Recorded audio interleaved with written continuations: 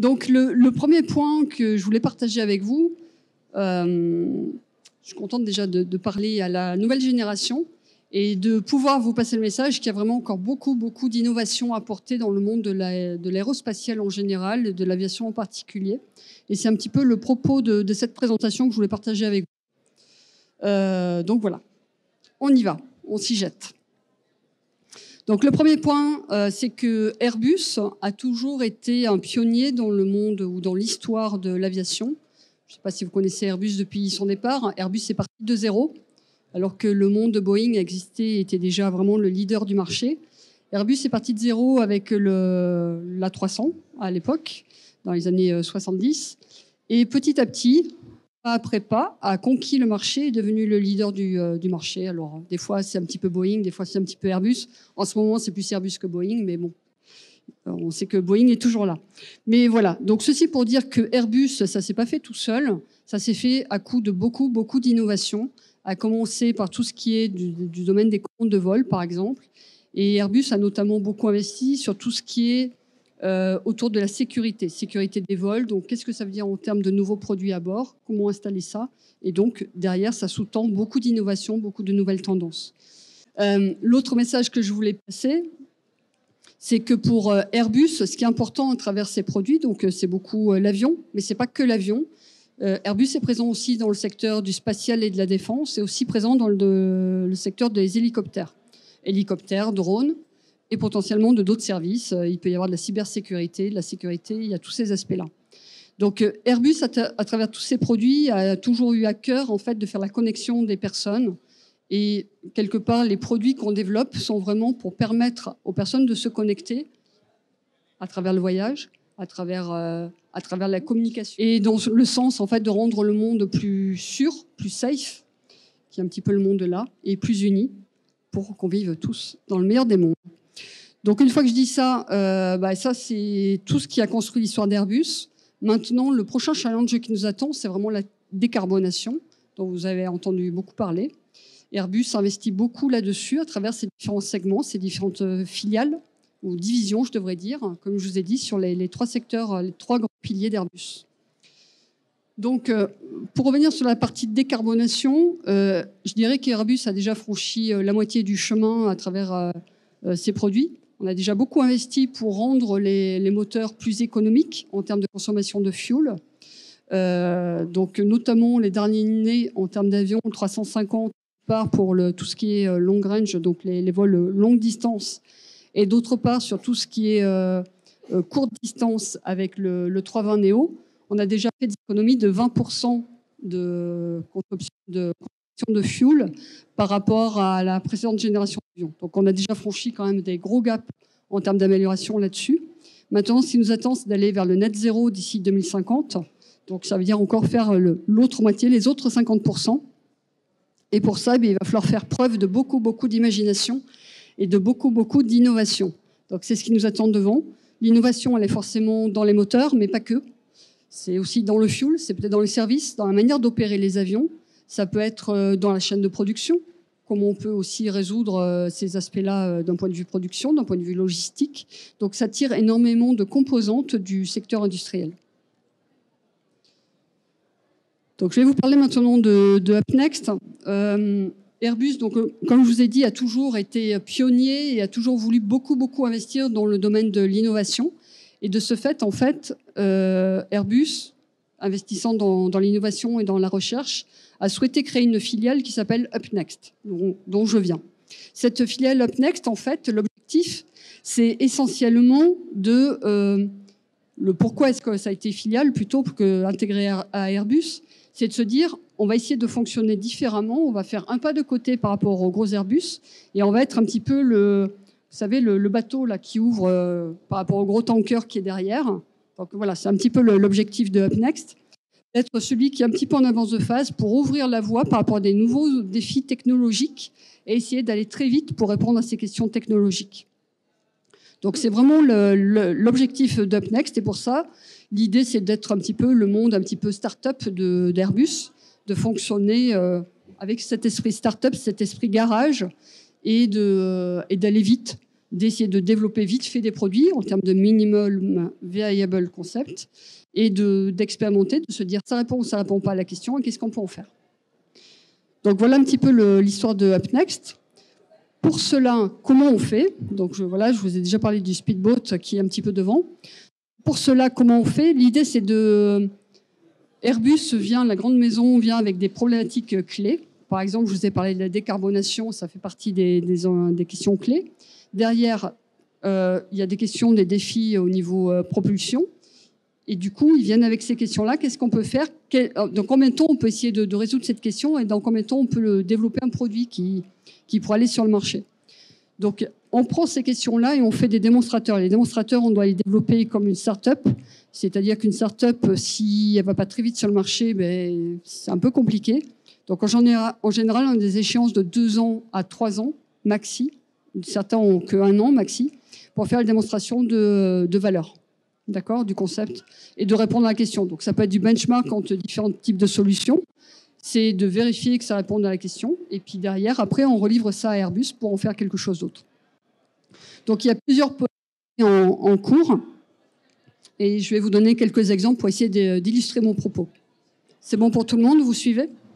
Ok, je continue. Donc, le premier démonstrateur dont je voulais vous parler, évidemment, c'est le zéro émission, directement en lien avec mon introduction sur la décarbonation. Donc, côté Airbus, vous avez peut-être lu dans la presse, si vous vous intéressez à l'aviation, que voilà, il y a un gros enjeu autour de la décarbonation. Comment rendre les avions avec une émission beaucoup plus faible et aller vers le net zéro d'ici 2050. Airbus, dans son idée d'être toujours leader sur l'innovation, veut être leader aussi sur ce challenge technologique. Le challenge technologique ici de zéro émission est autour de la propulsion. Donc, pour répondre à l'aspect propulsion, il peut y avoir différents axes, d'accord ? Évidemment, réduire les émissions avec des moteurs plus liés à la consommation fuel, combustion fuel. Mais il y a aussi d'autres types de technologies qu'on peut avoir, qui peuvent être autour du fuel alternatif, du biofuel. Et il peut y avoir des choses autour de l'hydrogène. Zero I est positionné sur la partie combustion hydrogène. Donc, sur la partie combustion hydrogène, ben voilà, on a lancé des démonstrateurs, on a signé des partenariats avec CFM par exemple, pour regarder comment adapter des gazères turbines à des propulsions type hydrogène. Donc ça fait partie de l'enjeu de ce démonstrateur. Aujourd'hui, il y a déjà 2 ans de franchise sur ce démonstrateur où on essaie de résoudre les défis technologiques qui sont derrière. Les gros défis technologiques, c'est d'une part comment embarquer de l'hydrogène, le stockage, et puis évidemment la distribution. Parce que qui dit hydrogène, il faut que ce soit a priori sous forme plutôt liquide. Oui, quand on embarque de l'hydrogène, il y a des problématiques pour le rendre liquide, et liquide donc lié à la température. Donc c'est des gros enjeux au niveau de l'avion pour arriver à gérer ça. Donc ça fait partie de la partie démonstration portée par ce démonstrateur 0i. Et pour vous donner plus de précision, l'idée c'est d'arriver à faire une démonstration sur un A380 d'ici 2025. Là-dessus. Voilà, en termes de défis technologiques. Un autre défi. Donc ça, je vais vous parler de Fellowfly. Donc mes collègues de Fellowfly, eux, ils ont terminé leur démonstrateur fin de l'année dernière. Et l'objectif de Fellowfly, peut-être qu'on peut mettre la vidéo en même temps. Voilà. Donc l'enjeu de Fellowfly, c'est de se poser la question comment essayer de réduire la consommation de fuel. Et pour ça, on s'est inspiré de la migration des oies qui volent en formation en V. D'accord, vous avez déjà vu ça. Et le principe des oies, en fait, c'est qu'il y a une oie qui est leader et les autres volent un petit peu dans le vortex ou dans les ondes derrière pour réduire l'effort. Donc l'idée, c'est de se poser la question, est-ce qu'on peut faire du formation flight? On peut mettre en... Voilà. Donc l'idée, c'est de regarder comme les oies si on peut faire du formation flight avec les avions. Et c'est ce qu'on a développé dans le cadre de ce démonstrateur. Je vous laisse regarder la vidéo pour ne pas polluer.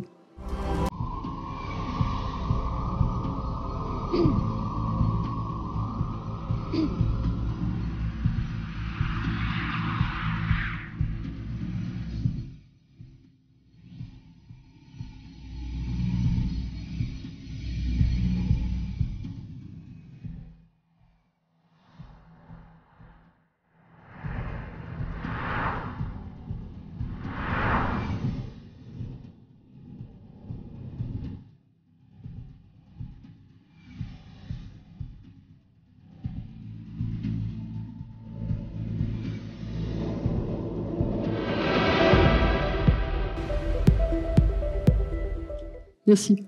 Donc, voilà, donc la démonstration a été faite. Et en l'occurrence, il y a un award qui a été remis par la partie ATM, Air Traffic Management, hier.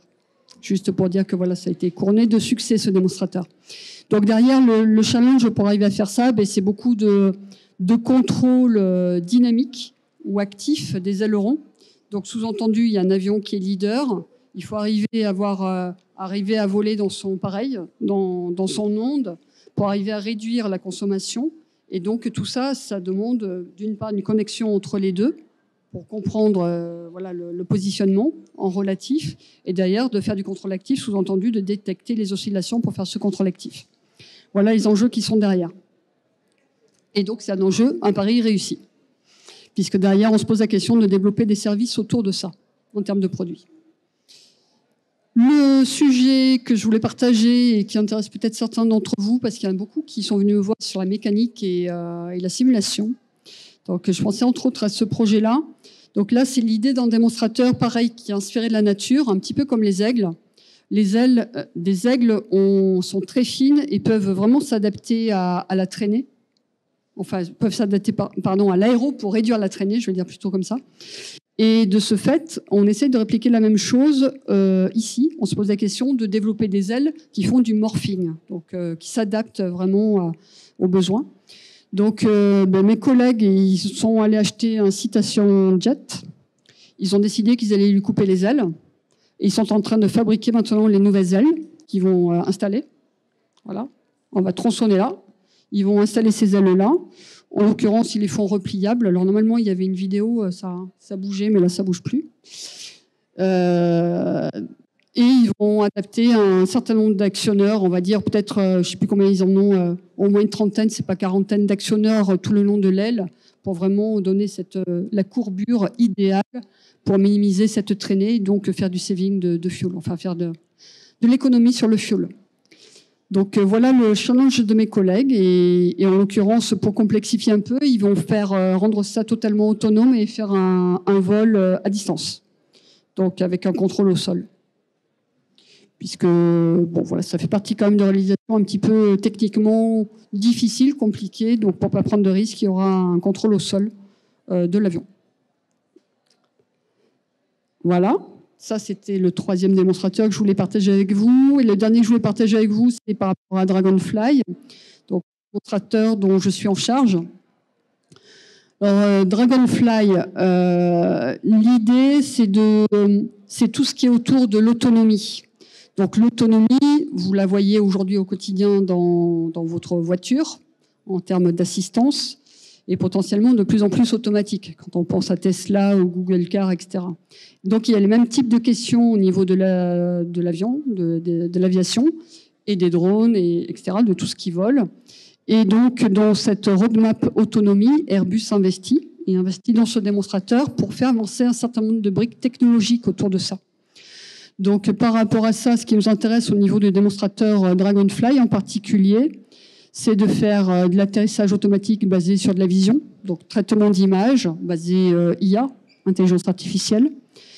Ce qui nous intéresse, c'est de pouvoir aider les pilotes, l'équipage par rapport à la charge de travail et de pouvoir faire du traitement de la voix de l'ATC, du contrôle aérien, pour le transcrire enfin pour dire ce qu'ils ont à faire. Donc il y a des choses autour de ça, tout ce qui est autour du Natural Language Processing, traitement de la voix, et des choses autour de tout ce qui est communication sol-bord, donc au sens cybersécurité, etc. Ça fait partie de thématiques qui nous intéressent. Donc ceci pour dire que ce démonstrateur, voilà, l'idée c'est de faire avancer différents concepts autour de l'autonomie. Je vous en ai cité quelques-uns là, c'est plus large que ça. Aujourd'hui, on est dans une phase où, pareil, on va voler sur une 350. On démarre les essais ce mois de juillet. Voilà. Et ceci jusqu'à début de l'année prochaine. Donc voilà, 4 exemples de démonstrateurs avec des problématiques très différentes. Et pour essayer de vous faire toucher du doigt le niveau de technologie, d'innovation qu'on peut porter dans ces cadres-là, avec des challenges, d'essayer de fonctionner différemment, un peu en style mode start-up, pour aller très vite sur ces enjeux-là. Donc voilà, c'est un petit peu ma conclusion. Voilà, Airbus UpNext se veut être un petit peu le garage d'Airbus. d'essayer de rendre possible des choses quand même très très complexes. Comme vous avez vu, on peut faire des choses vraiment très extravagantes, très folles, mais simplement pour des ambitions très sérieuses, des produits qui doivent voir le jour. Et une fois encore, Airbus, c'est safety first, donc forcément tout ce qu'on développe est dans cet esprit-là. Donc voilà, c'est le principal point. Donc maintenant, si vous sentez l'âme d'entrepreneur, vous sentez l'âme de faire des choses incroyables, n'hésitez pas, postulez côté Airbus UpNext. Nous lançons des démonstrateurs tous les ans, des nouveaux démonstrateurs. On fait le staffing complet chaque fois qu'il y a un nouveau démonstrateur. Donc vous êtes les bienvenus sur ce genre de projet. Merci pour votre attention.